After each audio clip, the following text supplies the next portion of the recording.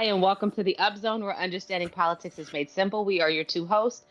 I am Tisha S. Waddell, former City Council representative for the 3rd District in the city of Fayetteville, North Carolina, Thank you so much. and Mr. Elmer Floyd, former House representative for the 43rd District in the state of North Carolina. Good morning, Mr. Floyd. Thank you so much for giving me my correct title. I must commend you each Thursday because in the past you wasn't too It was a successful. So thank you. struggle. It was a So thank you struggle. again. I kept trying to steal your shine. Yeah, I mean, I worked hard to be elected 12 years, Listen, but six that you sessions, I did. worked hard. That you And you did. try to And take the nobody should title. ever I didn't take think, that from yeah, and thank you. I really appreciate it. I let Larry know when I see him. you. Well, Mr. Floyd, how goes all in the city of Fayetteville? What announcements do we have? Well, we have, as the NAACP National Convention is going to be in Charlotte, July the 12th through the 16th. Okay. And if you're planning on flying, you just miss the real ID. But you still can have an opportunity to get it if you expect to fly. You And must, you must have a okay, real ID if you intend to travel on an airplane. You can, or if you thank intend to get on a military installation without a military issued ID. you. You must have the real ID. You have to have that. Now, the most important thing that I want our listening viewers to look at was the crossover date was the 8th. And I think that, if a bill hadn't passed over one chamber by the 8th, it is considered dead. And I think that there was an article, in City View, I think it was House Bill 114, Hmm. that was last heard April the 15th in rules, but it did not make the calendar. And what was And House Bill today is the 114, Mr. Floyd? and that was a bill that Charles Smith had, to assist veterans Okay. there. So that bill did not make crossover. Actually, it was to rewrite the statute, but that bill did not make crossover. Now, let me explain. It doesn't mean that it is completely dead, because Right. somebody can take your bill that perhaps passed or did not pass and insert their language in it. So it's a 50-50 chance that they could utilize your bill, but it's not likely. But sometimes that happens. In Fayetteville State, Absolutely. graduation is May the 9th and May the 10th. And the thing, and also, for the Supreme Court justice, uh, that has been the certification, and I think that the lady will be Miss Rigg will be installed. I think May the 13th to the North Carolina State Supreme Court. Okay. And lastly, Tish, if you have time, because you have a conversation across the community, the county sent the Martin Luther King Committee a request for documentation, and they wanted that by April the 30th. I want you, because I'm asking you this because that agency provides some millions of dollars to the Martin Luther King Committee. Yeah. And from rumor mill is that they sent the county board of commission a response is to ask the county board of commission to access their links. So Now, and when I the don't board understand said that, but I'm just asking you if you can talk with him to let him know that your contract, you have until November the 9th of November. That's not a good way to communicate with an agency that provides funds to you. So if you so can talk ju- with him or have somebody to talk with him, right, and for the sake of clarity for our audience, what you're saying is the Cumberland County Commissioners were asking for information, and the Martin Luther King Committee said, "Go check our website for it," instead of just providing them with the information, which can be considered very dismissive, Mr. Floyd. As an but example, that's if what I'm you go to saying. yeah, go ahead. And that's why I'm saying to you, you know, is that if you know someone and you well known in the community, talk with that person to let them know that that's not the way that you communicate with an agency that's providing you funding. And if you look at the way government is ran now, I just want to put the community on notice that you that they may be that they are slipping on what call it slipping ice or something, thin ice, They're on thin ice. and it's not I good can for see our this committee community. losing this project. I can see this committee after all of the after the decades of hard work that have been put into getting to this point. I can see this committee losing this project. Now, bear in mind now that the same committee that wants to give a banquet on, I think it's somewhere in June the 7th. It's going to be in the Metropolitan Room, and they have Malik Davis as council member, Malik Davis as being the guest speaker, and the tickets are $50. And then if you look at the time frame, I think it's from 3 to 7. From lunch to dinner. Yeah, I mean, let's be real. You can't hold people that long for support. I know that there's going to be a meet and greet, but that's a that's a long time for that population that may be attending. That's about from start to finish, from your time to prepare, and your time to participate, and your time to return home. That's about 6 hours, T7. That's just like a full work day. Yeah, yeah. Well, I'm not going to disparage Councilmember Davis because I've never heard him speak. So my comment that I'm getting ready to, I've never heard him give a message. So the comment that I'm getting ready to make has nothing to do with him personally. But I think that Larry and I have to count our worms that day, and we won't be. I don't think we'll be available, Mr. Floyd. I mean, for $50 and for four, from 3 to 7. I stopped being a supporter of the NAACP after my first year in office. I never really was that involved with the NAACP prior to getting Now into this is office. Martin Luther King Committee. Now this is Oh, Martin you're Luther King correct. Committee. You're correct. You're correct. Scratch what I just said. Re take it all off the board. But still, what I said is what I said. I meant what I said. But even with the MLK committee, I wouldn't give them $50 right now because I've not seen them be good stewards of what they've already had an opportunity to be privy to, Well, and brother, the disarray with which Mr. Floyd, you got me all jacked up. Now I was about to talk about a group of mhm, people that didn't have nothing to do with what we were mhm. talking I'm just saying. I mean, about. I think both groups, you know, are good groups No, both groups are and good all over the organizations. place right now, which is why they kind of run together in my mind because they're really all over the place right now. At their foundation, they have good principles. They were founded for good reasons, but they've really gotten away from the reality of what they're supposed to be doing. So I think that's why they do crisscross in my mind. I'll say for the MLK committee, when we saw what happened with the MLK parade, that was a key indicator that something was off a little bit. When we saw that they couldn't pull it together, and then when it came back around, like something's just a little off. And then as we keep seeing all of this unfold with the MLK committee standing before the county commissioners, we just see that something's a little bit off. So I no, I don't have $50 for that. We'll be counting our worms Well, that day. I think that when you look at organization, you must, whether it's the city council, county board of commission, and board of education, you always got to look at leadership, and leadership is the key to to an organization, not control leadership, but Absolutely. leadership that allow the members to actually participate To without operate in their being strengths. yeah, you Yeah. see, and that lead towards the curfew as you look at it. It was more so like a backward and forward, but you must have respect for your members, and in that leadership role, it's your responsibility to keep a orderly flow of communication.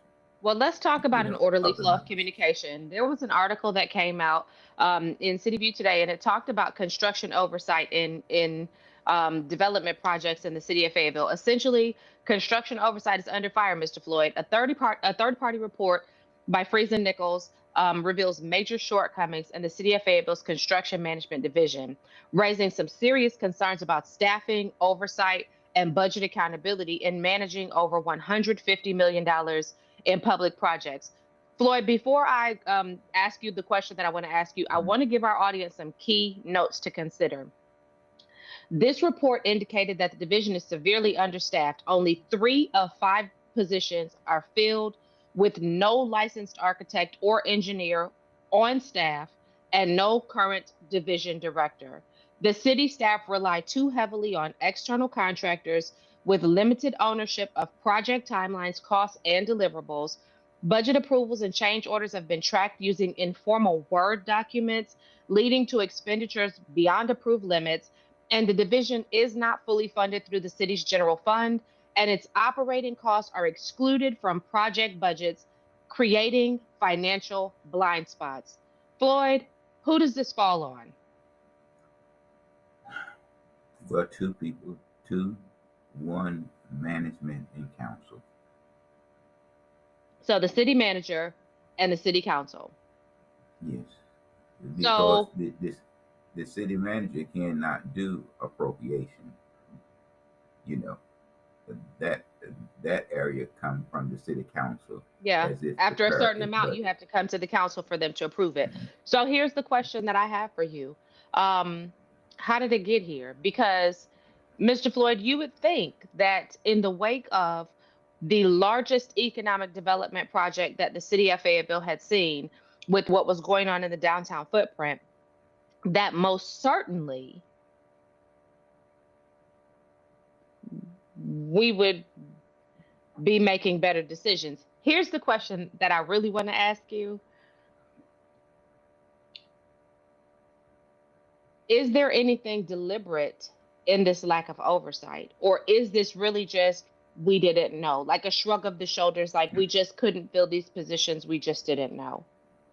Well, you had to look at it, Keith. When you look at cities like Charlotte, you look at cities like Raleigh, Durham, Greensboro, and Winston Salem.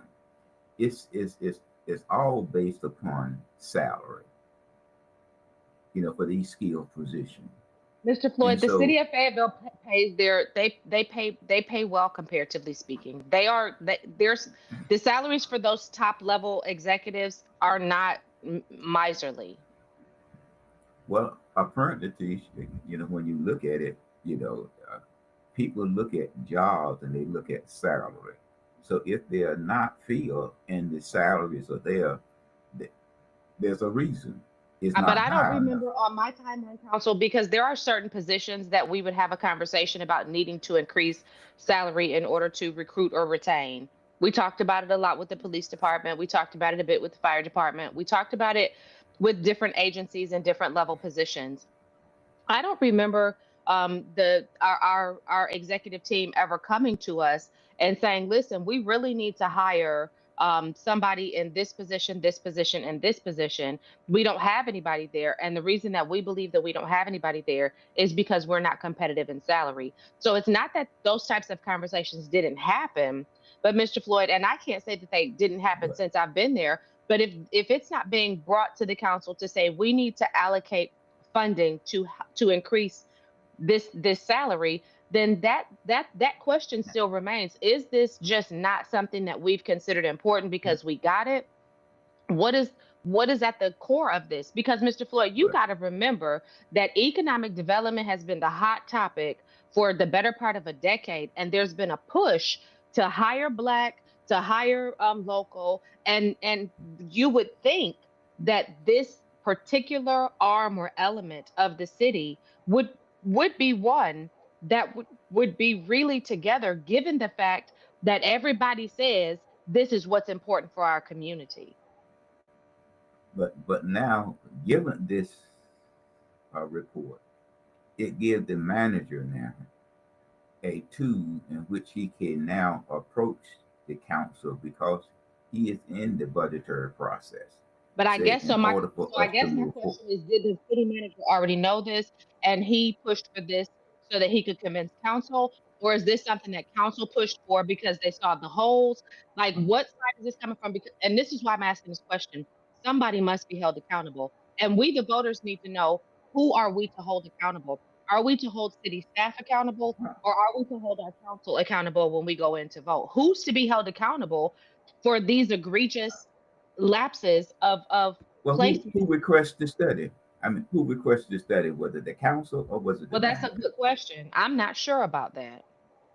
Okay, you see, but the manager now can use it as a tool to approach the council, perhaps get an increase in whatever to fill these vacancies. Because when you talk about $150 million in projects, when we know 5 projects was left abandoned, and I like the word that you all use, use a member of the council, is that we only pay for the work that was I rendered, was not a and I member of love the that term. council. I was I mean, not I a mean, member of that I'm just saying the council. terminology that you all use.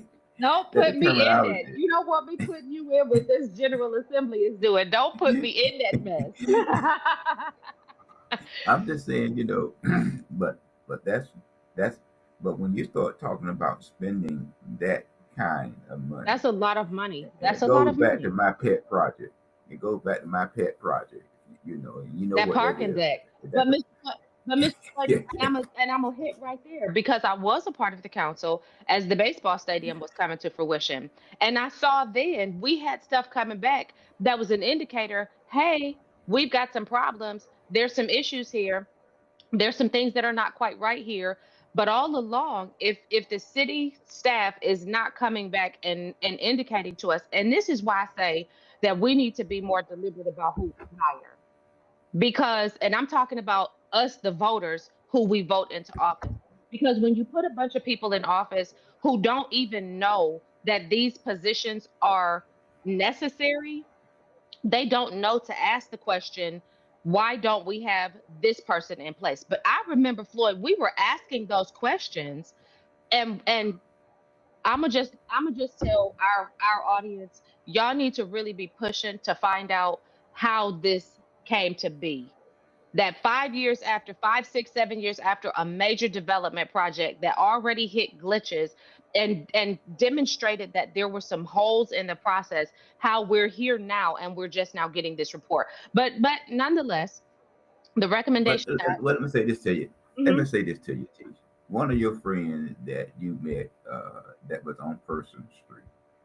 Okay, one of your friends that you met, you know, is that some developers know how to razzle and dazzle Yeah, but you electricity. can't razzle and dazzle if you've got people that know the game in place.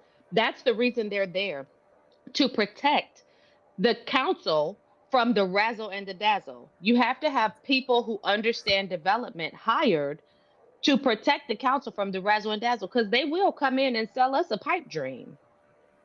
Well, that's what I'm saying to you. I mean, who would think? Who would think that you'll build a 4 million, that you build a 4 floor parking deck, With and no you'll ask the elevator. citizen. Yeah, I mean, But who Mr. would Floyd, this, actually think that? but doesn't this make, when we see this, anybody who's paying attention, doesn't this make the Cumberland County Commissioners look even smarter now for coming in and saying, pause, let's review, let's go through this, let's see what's up so that we can get a good understanding. And I'll say it again. You've got Pavan Patel. You've got Kirk Devier, who's got all kinds of experience all over the place. You've got Pavan, who's in real estate. You've got Henry Tyson, who's in who Pavan, who's Henry Tyson, who's in real estate. You've got now people who are in development, who are in real estate, who have a working knowledge of how this works, and they said, "Wait a minute, we want to look at this." These are the types of people, and I know we shy away from putting developers in these positions because we think that they're going to only just take care of their own. But when you are trying to develop as a community, you either need to make sure that your administration is fully staffed, or you need people on these boards that are elected that know what the heck is going on. Well, teacher, I understand. I understand that. But sometimes our elected officials, as your friend, before, is that some of us just know how to rather than doubters. But who would went along that you're gonna build me a 7 story? I mean that you're gonna put on top 3 more stories, you know, 5, 6, and 7, and you don't have an elevator. Now you come back and tell me because of COVID, the finance had had prevented the project at this time from moving forward. But I would have made sure that you had an elevator, you know, to cover those 3 stories. Now, the second elevator could have been used to go to 5, 6, and 7, like you do in large, like when you go to Vegas. When you go to Vegas, you have certain elevators that run from 1 to 20, and another one from 20 to 60. I mean, these are just basic common sense, but yet still you expect me to pay full price when I go to a game and I got to walk up to the 4th floor and get my car and drive back down. Yeah. Now, I mean, I like sports and I like exercise, but that's not part. That's not mathing for me. The math ain't As mathing. my daughter would say, it's not mathing.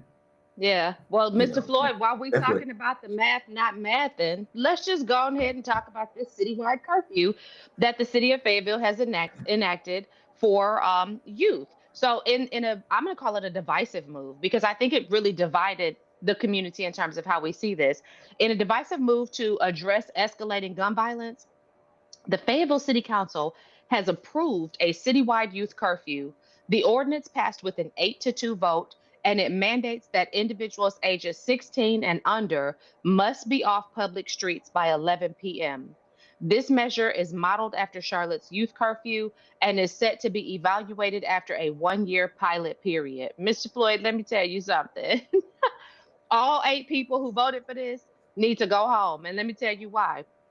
Because Mr. Floyd, do you remember, and you brought this to my attention, do you remember the shooting incident that happened at Seabrook Park, I think it was August the 3rd or somewhere around that way. where a swimming pool ended, I mean, a car ended up in the swimming pool over there? Yes, Mr. Floyd, you know how old those young men were? I think one of them was 18 and one of them was 21 something. 22. Absolutely. So this is dumb. And I'm going to just call it a dog a dog. This is dumb because you are penalizing, not even penalizing, you are criminalizing an activity that should not be criminalized in an effort to curb activity of criminals who are not going to listen to this anyway. And you're going to have some arm of your community be able to enforce this. You already are understaffed in your police department and your sheriff's department. Your Department of Social Services is already overwhelmed with what's already on their plate. How do you expect for this to make a difference where gun violence is concerned? This is called just throwing something out there to appease the community. And the community is not us, Mr. Floyd, because it didn't happen because gun crime in our neighborhoods. It happened because of gun crime at Festival Park. All the shootings that took place everywhere else did not prompt this. And here's how I can prove it. I can prove this one because in 2023, Kimberly Braden, who was then the chief, brought something before this council to enact a curfew, and this council shut it down. Shut it down. Okay. But as soon as Mhm. something happened at Festival Park, now we got to do something. It's infiltrating our downtown footprint. We got to do something. I call BS and I say, try something else. What you got to say about What this, is Floyd? what is the thing? Why did this count? Why did I'm not saying discount? Why not the council acted in I think August the 3rd and 23 when it Hmm. happened in zip code 301 and where crimes occurred in 301? So why did it not take place then? And it was all because of the uh, Festival Park Committee saw and had a adverse advertisement effect. Then all of a sudden, the council jumps into a mode. We have the only community where that you can have. uh, I think what they call it, a recreational smokes, whatever it is, in community where you can openly smoke marijuana in the community and don't have to worry about it. And And it's still and you can illegal. ride by and smell, yeah, and you can ride by and Yeah. smell loud, no problem. So Hmm. I see this curfew, and one council member mentioned that that person that he talks with, uh, the constituent that he talked with, supported. But I was in Spring Lake at the I forgot the store, the RE something in Spring Lake that you REA. I can, love that store. yeah, okay. I was there, and two people approached me. Uh, they were from Fayetteville, Hmm. and they asked me what in the H, I won't say it on, is the council trying to do? What Yeah. in the H are they trying to do? And Yeah. and to me, I think filing is July, in July this year, and the election is in November.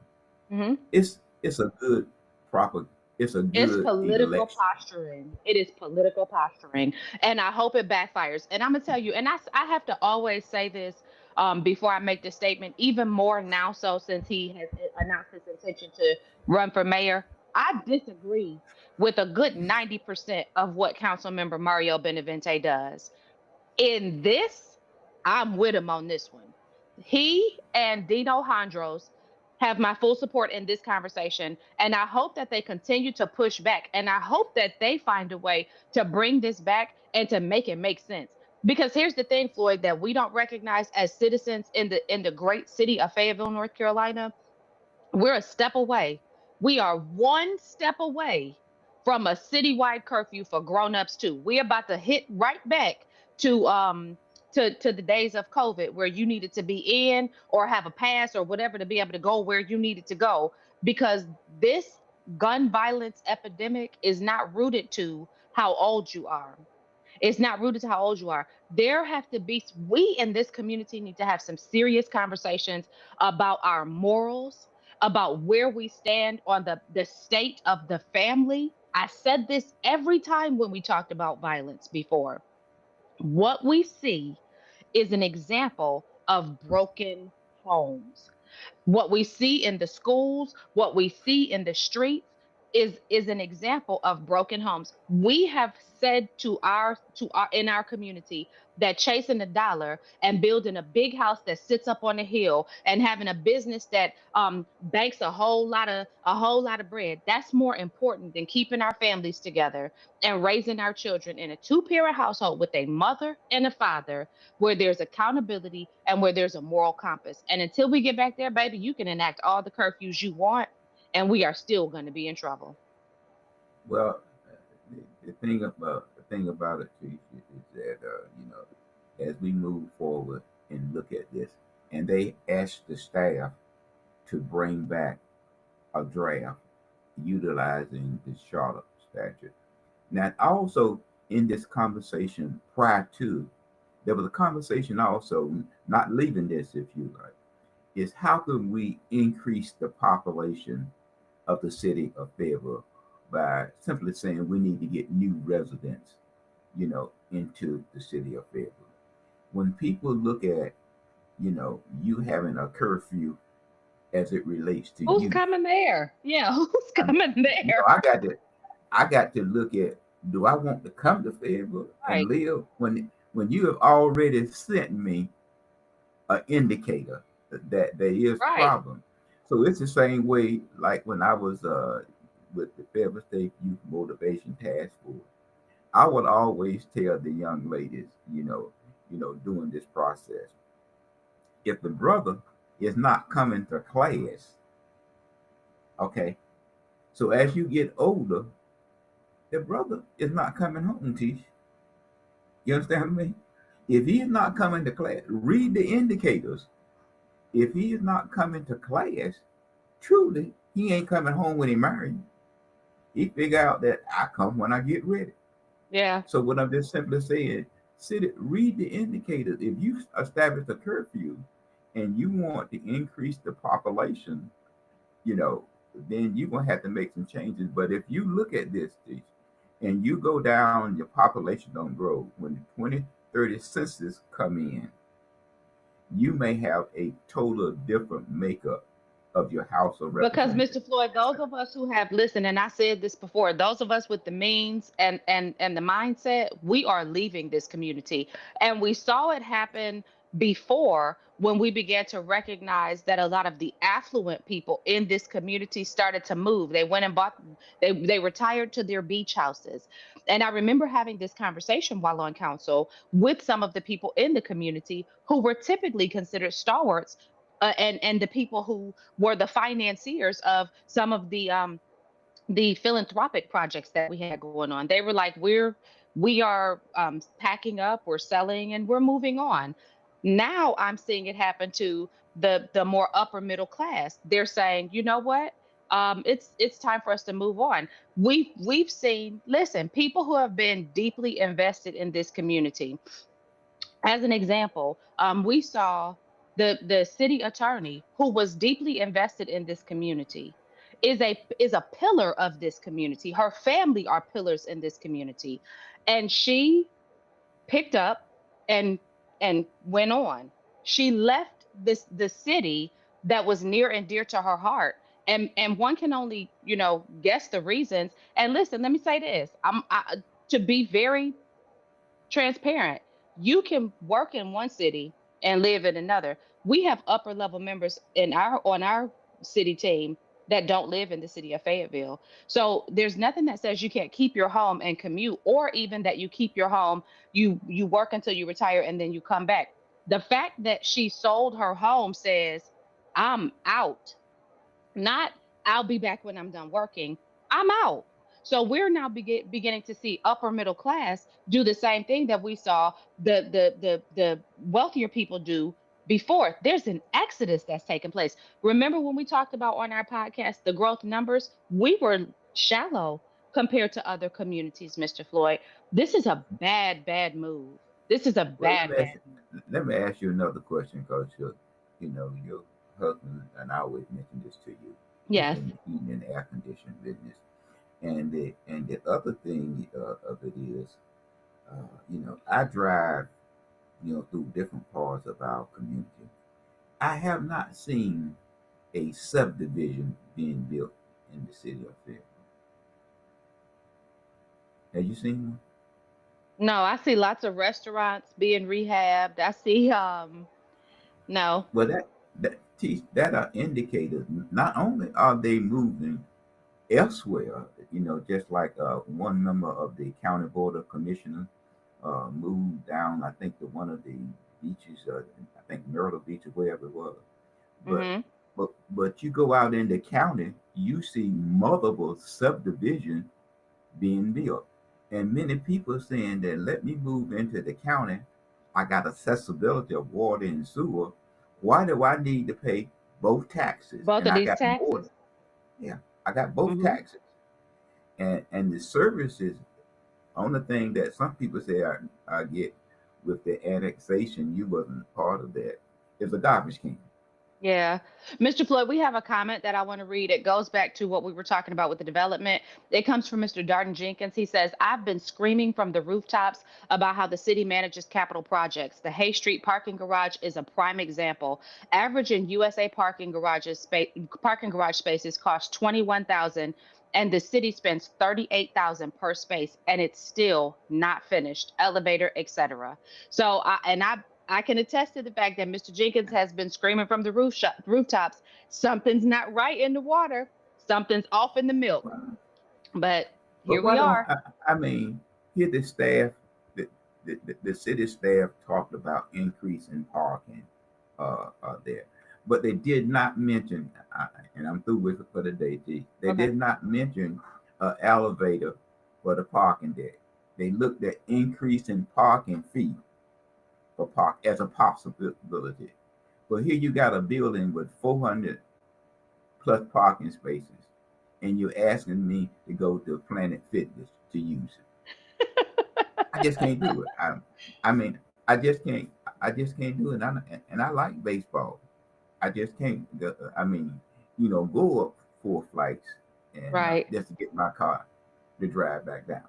Right. Well, So and to tie up the conversation, put a little pretty red bow on it about this curfew. The council did also approve increasing Crime Stoppers reward from $2,000 to $5,000, implementing clear bag policies and mask restrictions at large city events, and exploring technological enhancements for law enforcement, including license plate readers and facial recognition tools. geez, we already have license plate readers. We Mr. Floyd, already have cameras we throughout the not city. I'm just telling you what we listen. already have. Geez.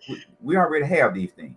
Do you remember George Orwell's book 1987? It might have been 84 or 87, I can't remember, but it talked about how these people were they were being monitored digitally, and they were under rule of their government through digital monitoring. We are just allowing our government to push us closer and closer into that. And that's just all I have to say about it. Mr. Floyd, I got another something I want to ask you about. Mhm. So we've been talking a lot about the city having to make up these budgetary shortfalls. So this sales tax showdown, Cumberland County has entered into a $5.6 million compromise with the municipalities. The commissioners have approved a new 1-year agreement to resolve a longstanding dispute over sales tax revenue distribution with Fayetteville and other municipalities. The deal reallocates 5.6 million to cities and towns for the current fiscal year. So, of course, you will remember, sir, that this disagreement has persisted since the early 2000s following the annexation of large county areas into the city of Fayetteville in 2023, a shift from per capita to ad valorem distribution based on property values reduced revenue for municipalities, leading to tensions. With a 5-1 vote, the Board of Commissioners approved the revised revenue sharing agreement under this deal. I'm not sure who the one vote was, I can't remember, but this means that Fayetteville will get an estimated 2.5 to $3 million. So now they only need to make up 7 million instead of 10 or 11. They need to make up I 7. thought it was about 12 or $13 million they were. Okay, so they only need to make up 10. Other You towns, the know, smaller municipalities, will share those remaining about $2 million in funding. Fayetteville has agreed to release 1.6 million in previously withheld sales tax revenue to the county. Kirk Deviere did support this compromise and emphasized its benefit for the smaller municipalities. It was Commissioner Adams who opposed the amendment. He argued that previous agreements should be upheld and expressed concerns over setting a precedent. Mr. Floyd, what are your thoughts? something is better than nothing, but I still got to make up 12, $13 million. Yeah, Okay, and something is and better we're than gonna do nothing. that, and When we're I'm gonna looking do for that. revenue, Yeah, when I'm looking for revenue, something is better than that. So thank you. yeah. And that way, there, the county, is doing a tax reevaluation. So I need all the assistance that I can receive, Yeah, because if I don't get that assistance, then you are going to charge me more fees, yeah. not Well, taxes Miss, now, fees. yeah. So we talked about the crossover, Mr. Floyd. Was there anything in particular that you noticed when you saw this about the crossover that stood out to you? Well, there was an article in a City View wherein that Charles Smith had a bipartisan bill as it relates to our military family, and in that process, I think was sent House Bill 114 Mm-hmm. that was heard and ruled on April the 15th, but it did not make crossover on May the 8th. And I don't think too many members from Cumberland County met crossover in the House or the Senate. So, So, but so what what you I can think do, I hear you saying is that a lot of the things that we talked about thus far that people put forward, we don't expect to see any movement on those things. not this year Okay. or short session, but Okay. there's still hope, and we might see some get stripped and included some of the language in some bill that may come out the House or the Senate. Somewhere else down the road. Yeah, there's always hope in the General Assembly, because you never know what's going to come on next. But you must remember now, you don't control the House, you don't control the Senate, and you don't control the county.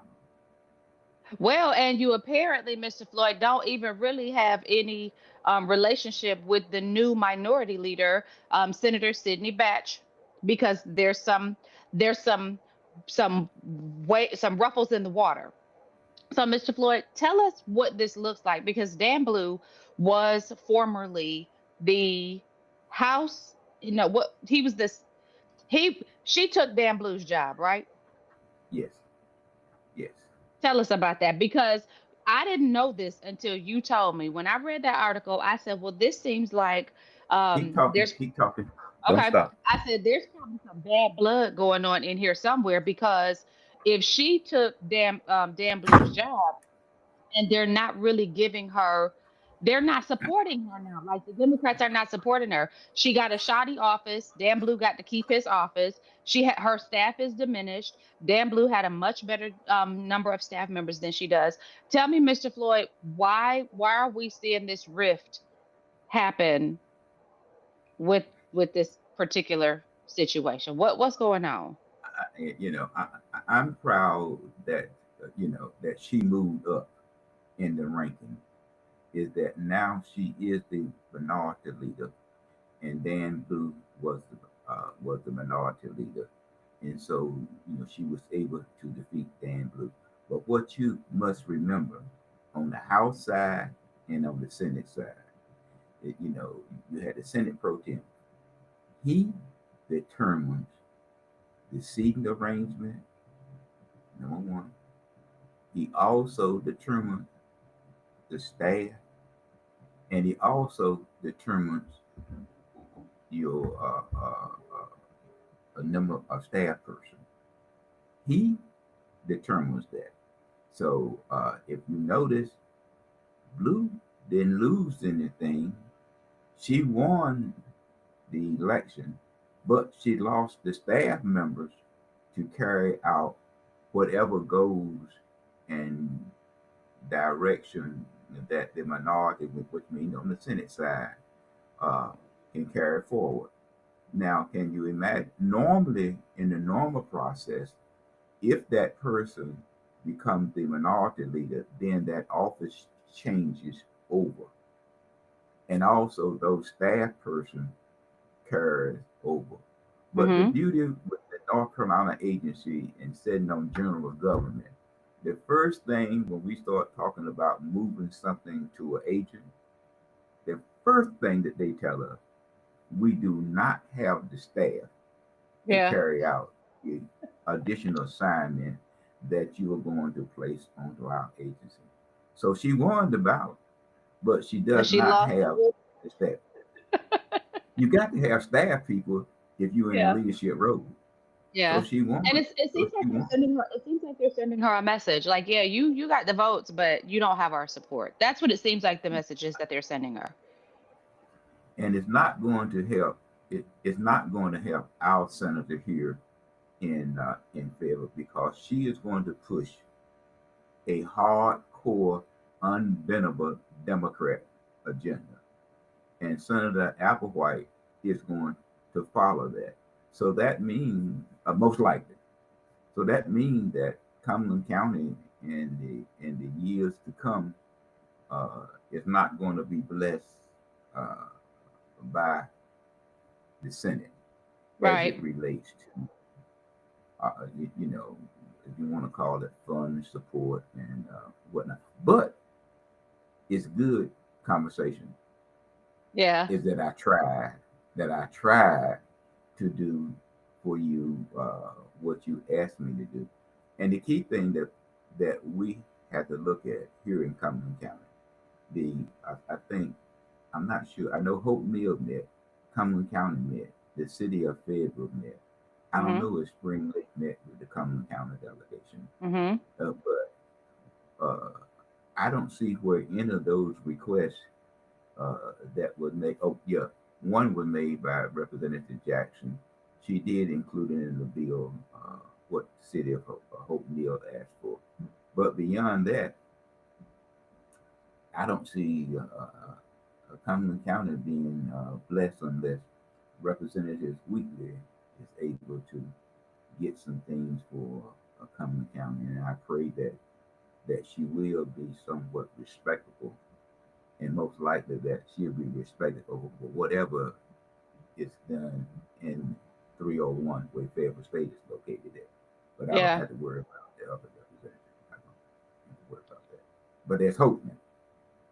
But Mr. Floyd, so I guess my last question in regards to this is, or my last comment, you said that she was formerly his Deputy. deputy, or Mhm.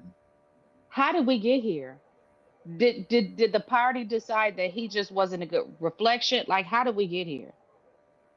Well, you know, when you see the General Assembly set at 120 members, Mm-hmm. you see them set as 120 members, but there's a lot of work done behind the scenes. Okay, there's a lot of work done behind the scenes. So what she did, she worked behind the scenes in Dan Blue present to get this change done. Okay. You know, so if you understand what I mean, you showing a you showing a lovely doubly approach, but at the Mm-hmm. same time, I'm backstabbing you. Yeah. So a lot of that uh, take place, and so like I said, she won the election. She won that, but the staff, uh, she still got the same office. Dan Blue kept his. She got the same amount of, for us to pay. Mm-hmm. So at the end of the day, she just picked up more work. I mean, that. I mean, I got the title, but I got more work. And I'm still Yeah. getting the same $13,999. Yeah. So, but Well, that's hope. Floyd, I don't have anything else. You got anything else? I do want to say this. I miss seeing Peter Pappas's name pop up on our chat log. So if you're tuned in, Peter, just give us a wave. We like knowing that you're watching. You too, Yvonne. We like knowing that you're watching. I do want to make one announcement that I forgot to make at the top of the show. I ran into Ms. Mabel Smith's daughter recently, and I just want to say to Miss Mabel Smith how very much I love her and how very much I respect her. Mr. Floyd, she mentioned you. She said she's got a picture of the two of you, and I guess it's such a lovely picture. I can't imagine it not being with the both of you in it. I'm a But good guy. Come on. Come I'm just on. saying. I I'm just mean, what saying. you expect? I mean, I get And I people all want. the time that want to take a picture with That's right. And you know you wanted to take that picture with Miss Smith. But I'll say this, I really appreciate every contribution that Miss Mabel Smith has made to our community. I want to encourage this city council to put those dollars into that area the way that they promised to, those parks and rec funds into that area the way that they promised to. Make good on your word. Let Miss Smith see y'all make good on your word before she goes to meet our Lord and Father up in heaven, which I hope will be many, many years from now. But happy Mother's Day, Miss Smith. I'm going to call you because I can't wait to talk to you and catch up with you. But it was such a pleasure to run into her daughter and be able to have a conversation with her. Mr. Floyd, also please wish your wife a happy Mother's Day from me. All of our audience members who are moms, happy Mother's Day. All of you who are soon to be mothers, happy early Mother's Day. All of you who've lost a child, and whether it be by miscarriage or by some other act, we grieve with you, but we still want you to know that you are still a mommy. Happy Mother's Day. And we hope that y'all who have mothers, that even if you got a beef with them, that you'll get over it and go see about your mama on Mother's Day, because there's nothing like a mother. To my mother, happy early Mother's Day. Even though I'm gonna, as long as I live and nothing happens, I'll talk to you and see you on Sunday. But to all the moms out there, look, it's your day. Enjoy your day, Mr. Floyd. What you want to leave our people with today? two things. For Mabel Smith's daughter is to sit down and talk with her council member and ask that council person to speak out and be aggressive for those projects to be Absolutely. completed. And you mentioned about Mother's Day, and don't forget, Teach, if that dog will bring a bone, shoot it. He will carry one. God bless. Absolutely. Absolutely. And I just want you guys to remember that we do love you and we want you to be blessed and we want you to flourish. And if you need to move, get on up out of here because city of Fayetteville. is doing some strange things. But Mr. Floyd, that's all I really got. We ask that you like, share, subscribe, follow, tell a friend to tell a friend. And listen, y'all notice Mr. Floyd has on the headphones. I believe that we've resolved the feedback issue. So thank you all for being patient. Mr. Floyd, thank you for being willing to put those beautiful headphones on. And No. yeah, we appreciate y'all.